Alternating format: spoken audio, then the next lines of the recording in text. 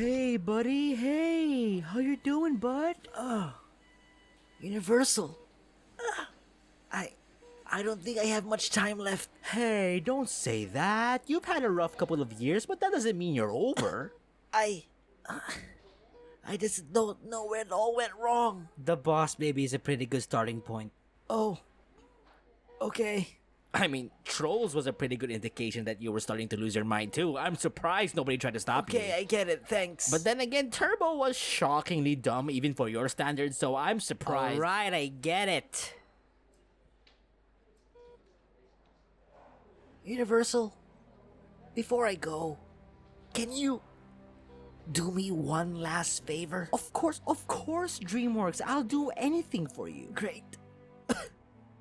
Can you go and showcase my latest creation to the world? Yes, of course. What is it? This. Nope, please. Absolutely not. Pretty please? No way in hell. But you promise, they're meant to be broken. As my dying wish? You'll die disappointed. It's either this or I make another Boss Baby movie. You son of a bitch, you wouldn't dare. Ah, fine. We'll make your stupid movie. Thank you. Thank you. My good friend. Thank you. You think the fox is hot too, don't you? Shut up.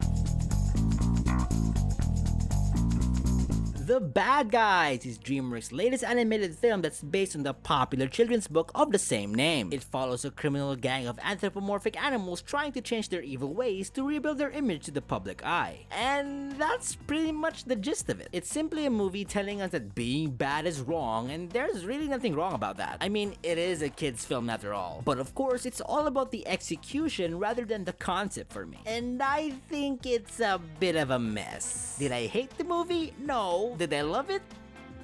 Also no. It's an okay movie, I guess. It's not groundbreaking or noteworthy, it's just meh. Actually, in a rare occurrence, while watching just with the first 10 minutes, it actually made me determine that this one is definitely more of a kid's movie rather than a family movie. So I basically had to dial back some harshness I had knowing that was the case. Also, confession time, I have not read a single page from the books. I didn't even know they existed until now, so I basically jumped into the movie completely blind. And no, I'm not planning to read them at any point in the future, okay? Even though it's a children's book, I just don't feel the need to. In fact, the only book I did manage to finish my entire life was Coraline, and even then the movie was light years better than the book anyway, so that was a waste of time. Am I getting off topic? I feel like I'm getting off topic. Anyways, the movie is not bad, guys. See what I did there? The voice acting is great. I love the energy it brought overall, and just like everyone else has pretty much already said, I think the animation is just fantastic. I really like the style and aesthetic it had together with the design and everything else. And it's definitely the most notable standout the entire movie. Now, considering DreamWorks have basically been shitting on their deathbed as of recently, it's great to see them finally come out and release something new, fresh, and unique. Plus, with how good the Puss in Boots sequel looks, DreamWorks looks like they're finally moving in the right direction. With that said, this movie still has a lot of problems. The main problem I have with the movie is that the writing and story isn't really that good. It's predictable all over the place, and it kinda loses its steam halfway across the timeline. We also have some characters that felt underutilized, and some I actually felt like they overstayed their welcome. But hey, let's just go ahead and check it out ourselves. Let's take a look at DreamWorks,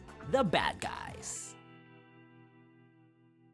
We start off with the iconic DreamWorks logo of the kid sitting on the moon be replaced by our fellow wolf. One can assume he was brutally devoured. Also, I know it's irrelevant and stupid, but I really hate how their new logo is a crescent moon carved inside another moon. God damn it, DreamWorks, you were magical and mystical as it is. There was no need for a redesign. We're immediately jumping to a scene where our quote heroes are currently on a high-speed chase after robbing a bank. And here we meet each member of the gang. We have the leader Wolf, the wolf, his best friend Snake, the snake, and we're also introduced to the rest of the gang, a tarantula named Tarantula, a shark named Shark, and a piranha named Piranha. It's a kid's movie, it's a kid's movie, it's a kid's movie, it's a kid's movie. Speaking of high-speed chase, we actually get a really fun and cool looking chase scene here. It gives off a cool comic book vibe, and I really dig it. You know you fart when you lie, right? What? No, I fart when I'm nervous. Yeah, nervous about lying. Sorry. 5 minutes in and we have our first fart joke, everybody. Yay! Now Now here's the first problem I have with the movie. Apart from Snake and Wolf, the rest of the crew doesn't really get the time to shine. They kind of feel unimportant for most of the movie, which is kind of problematic when the movie is literally called The Bad Guys. Not sure if it's the same with the books, but the movie is pretty heavily focused on Wolf, in which I get. For a kids film, you pretty much need your one true protagonist for the audience to root for, but come on guys. You have a variety of unique, well-designed characters and you choose to just focus on one guy. Hit it. Well, it's better than any side character in How to Train Your Dragon, I guess. Yeah, that's right, I said it.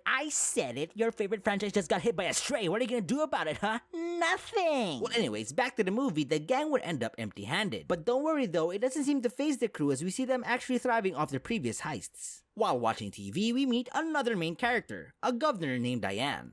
I feel sorry for them. What? These so-called bad guys are really just second-rate has-beens. She ends up taunting the crew about their lousy schemes, however, which triggers Wolf to come up with a plan to steal the Golden Dolphin, a trophy given to the town's goodest citizen. Is that even a fucking word? It's not. Shame on you. Turns out though, the Golden Dolphin is known to be impossible to be stolen, as any bandit who tries to steal it always ends up getting caught. That job has broken every criminal who's tried it. The Bucharest Bandits, Lucky Jim, the Crimson Paw. Actually, the Crimson Paw was never arrested. Not to be deterred and clapped back to the governor, Wolf convinces the rest of the gang to join him in stealing the Golden Dolphin. Our crew then proceed to construct a plan to steal the statue. And I'm just a sucker for scenes like this where we get to see the heist unfold right before our eyes. You can clearly see how it's heavily inspired by other heist movies like Ocean's 11, and they do a really good job. It's paced really well, they do a good job laying out the plan in a simple and easy to follow way, and I have to admit, it does have its fair share of suspense. One thing that kinda annoyed me though is how easily the gang managed to find their spot without anyone noticing them. My guy, a 2-foot-tall gentleman just jumped into your indoor fountain. Is nobody going to do anything about that? Also, man, if I can notice a half-inch spider across my room in the dark, then someone can probably notice a giant-ass tarantula clinging behind someone's back.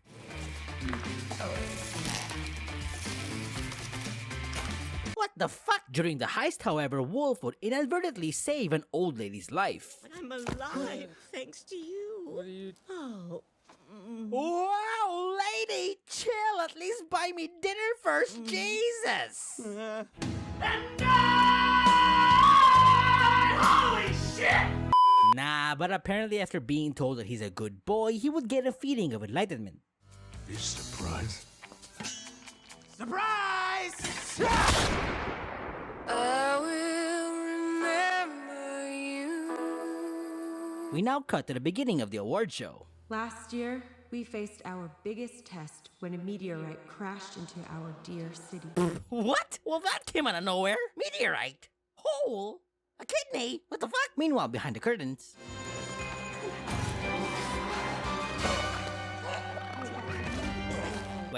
Wait a minute. Why did you guys go through all that trouble to get into that room when Snake could just use the vents the entire time? Are you kidding me? We wasted all that time with all the disguises, the hacking, the stealing, and the distractions, but you're telling me that Snake could have just stolen this thing by just using the goddamn vent? Well, anyways, they successfully steal the statue and off they go. But not to be discouraged, Professor Marmalade would end up giving a speech about being good and the feeling of being loved, the exact feeling Wolf had earlier. I did these good things because of how they made me feel. You see, being good just feels so good. So yeah, apparently Professor Marmalade's speech managed to cause Wolf's tail to wag, blowing their cover. They'd get arrested on the spot, but before they would be sent to jail, Wolf goes ahead and sweet talks his way to convince both Diane and Marmalade to help the gang change for the better, to finally go good. Those eyes are sending very weird signals to my body, and I do not like it. I, Rupert Marmalade IV, will turn the bad guys into the good guys. Now, you don't actually have to be a rocket scientist to figure out where the story is clearly going, and yeah, whatever storyline you're thinking of right now, that's exactly where the movie goes. The gang don't actually have the interest to become good. They're just simply using Marmalade's program to trick everyone and finally steal the Golden Dolphin. And welcome to the first day of the rest of your best life. A giant butt! Huh? Oh god, did I just laugh at a fucking butt joke? This movie's ruining me. And so the training and lessons begin, and you know what that means. It's time for a montage. And by montage, I meant 3 quick scenes. The only time I asked for a dumb cliche and you turn around and not even give me that. Pop me, please. Please never say that again. Ever. So yeah, it's kind of disappointing that we don't really get a training montage for the crew. We only get 3 scenes and that's about it. You know what would have been better? If we saw each member struggle to be good, but over time they come around and actually have the goodness rub off on them. Maybe have each test mirror the same trait as each member, and as the movie goes on, each member overcome the challenge. Probably would have made a great excuse for character development, I don't know. But nah. 3 strikes and we're out. Let's do crime! Yeah. After failing to simply get a cat off a tree, Marmalade comes up with an idea to have the group break into an animal testing facility and rescue trapped guinea pigs. Don't think too hard about why some guinea pigs are used for testing in a lab, but one guinea pig can walk, talk, and live in a mansion. You're gonna end up having a fucking aneurysm. First off, I actually really like this. Marmalade taking advantage of the group's heisting abilities to commit crime for the name of good is a very fun idea. A Robin Hood style kind of approach, as you will. Not only do we get to see the crew back in action, but this also greatly improves on what was initially a pretty basic storyline to a more interesting one. Tiptoeing the gray area between the good and bad with multiple good heists would have been so much fun, all while developing and fleshing out the rest of the characters. But alas, we don't really get that. Marmalade's heist really was only limited to one run, and after that, they just abandoned the idea entirely. Which is a shame. Same with the montages. It would have been nice to have the crew gradually get better at the jobs, all while starting to soften up a bit. This would have made their shift to being good guys feel so much more natural. Would have been better than just having a fucking push-pop change their ways. And don't worry, we'll get to that. I don't know, maybe the book gets some of the blame here, but this whole thing would have been so much better if we saw proper developments in each member of the gang. Well, anyway, so our crew set out to free the guinea pigs. Hey look, a wolf in sheep's clothing. I actually caught that. That's actually really clever. Yeah, maybe this movie isn't as stupid as I thought it would be. Hey there, son. Dad? I know you got it. Okay, you know what? Never mind. Though successful in setting all the guinea pigs free, everything else goes wrong and they get caught by law enforcement once again. Tempted to pull the plug on Marmalade's experiment, Wolf would once again try to sweet-talk Diane into giving them one more chance. This somehow works, and later on, Wolf would selflessly rescue the cat off the tree. Lucky enough, Marmalade was nearby and managed to film the whole thing. This might just be enough to win over the guests at the gala. What? Already? All it took was one act of kindness to deem this whole thing as a success? Buddy, you were just in the news caught trespassing and robbing a place, but a fucking cat is going to change their image just like that? It's a kid's movie, it's a kid's movie, it's a kid's movie. Snake, however, becomes suspicious as he's starting to notice that maybe Wolf is indeed starting to change for real. Now, here's another thing that the movie does well. Wolf and Snake's friendship is built up pretty nicely, and Snake's genuine concern to losing his best friend to the good side is actually an interesting and relevant conflict between the two. Granted, it would have been better if we get the same treatment with the rest of the crew, but hey, the less Awkwafina we get, the better, I guess. Look how close my butt is to my head. We finally get to the big night as Professor Marmalade's Gala for Goodness finally kicks off. And here we get to see the gang's plan to steal the Golden Dolphin. The Golden Dolphin is inside a titanium case controlled by a randomly secure inside a briefcase handcuffed to the chief of police. The code is only accessible with her authorized fingerprint. Dude, seriously, how the fuck did you know all this? Well, anywho, the heist is officially on its way, but a few minor setbacks would almost blow the group's cover until...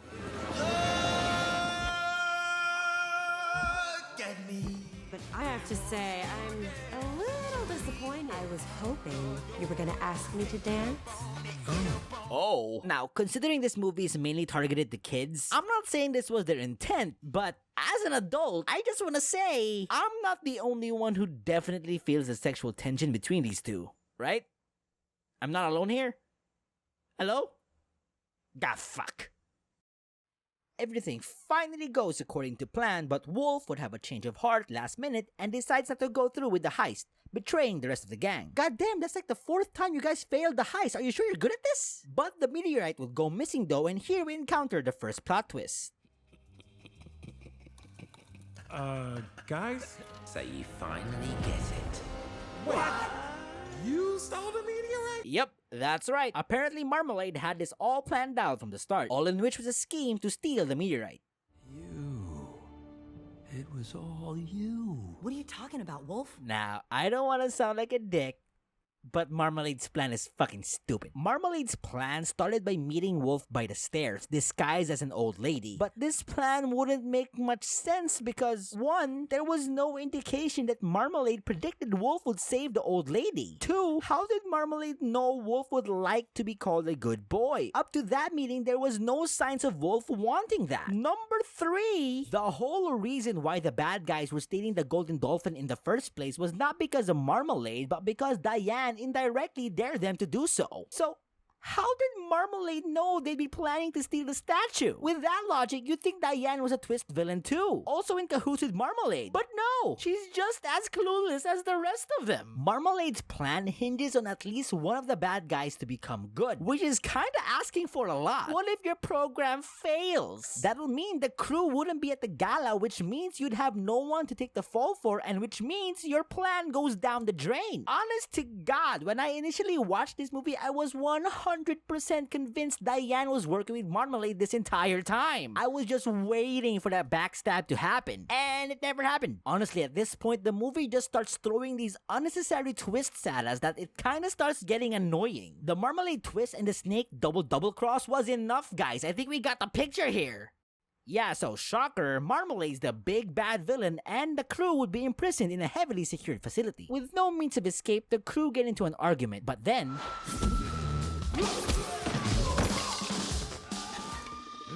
Wait a sec, you're the Crimson Paw? The Queen of Cons, never identified, never caught. Never established? Good lord, who the fuck is this? Where did you come from? You were mentioned in the beginning? Where? Crimson Paw. Actually, the ⵒᵒⁿ'ᵗ was never arrested. Yeah, but he never stole anything again. Oh, fuck you, movie. Yep, we get twist number 2, everybody. Diane is actually also a high-profile thief known as the Crimson Paw. She helps them break out, killing possibly 100 innocent policemen living paycheck to paycheck, but hey, who cares? We got a crew to break up. You can count on us. Right, guys? There is no us. We're through, Wolf.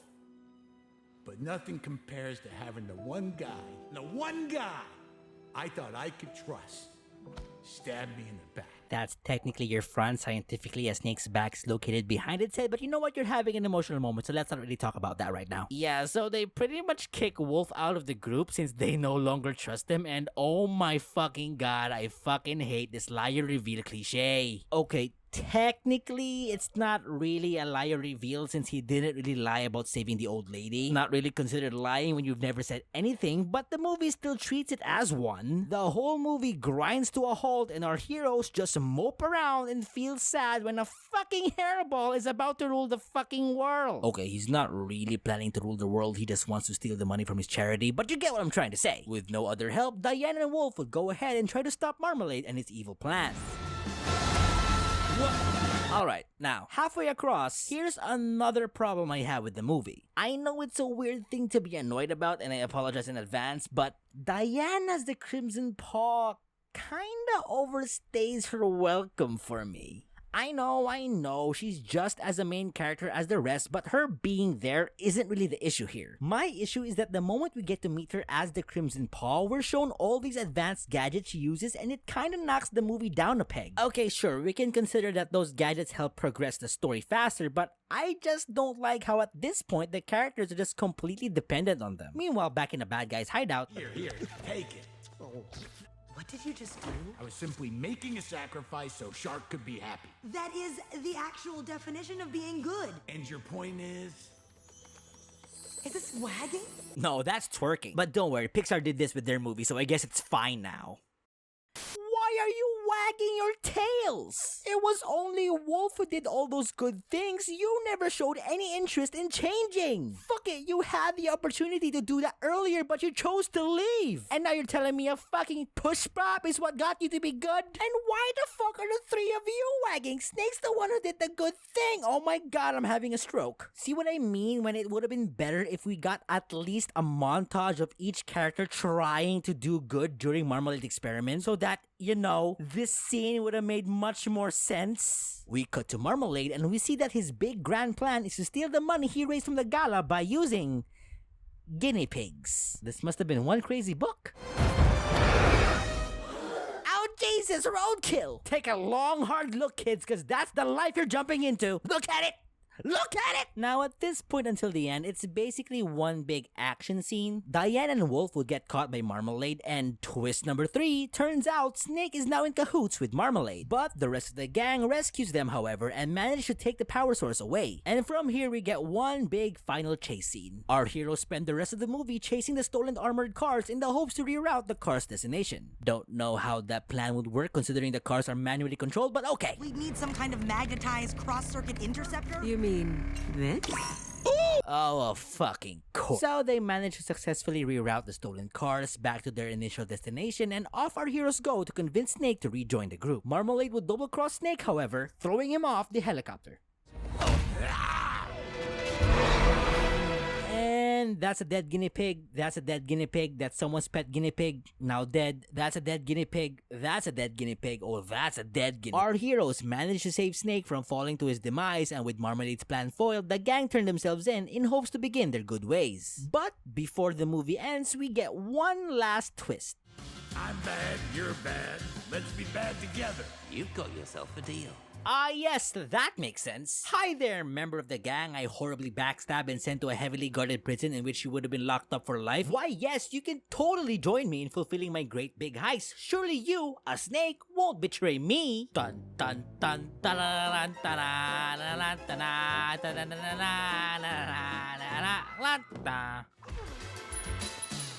This was stolen by the Crimson Paw! You're a fucking idiot. Fast forward to a year later and the gang is released from prison. They reunite with Diane, the police department is still ran by a moron, the city is governed by a criminal, hundreds of children lost their pet guinea pigs, that's a dead guinea pig, that's a dead guinea pig, and our heroes drive off to the sunset, barely facing any repercussions or consequences for their past actions because why would they? They're good now. What a mess. So that was The Bad Guys, and yeah, nothing really much to say here. Don't get me wrong, the animation style is great, the voice acting is pretty good, and I have to admit, some of the twists they throw at you kinda catches you by surprise sometimes. But the story is still predictable, the action scenes feel lackluster, and besides Wolf, Snake, and Diane, the rest of the characters are pretty underdeveloped. I wouldn't give The Bad Guys a solid recommend, but if you feel like checking it out, then I suggest you go ahead and do it. It's still a fun nonsense movie to pass the time. And with the recent DreamWorks releases, I think that's a major win in their book. So yeah, it's messy, it's clunky, but it's not awful. And with that, I'm giving The Bad Guys a 5 out of 10.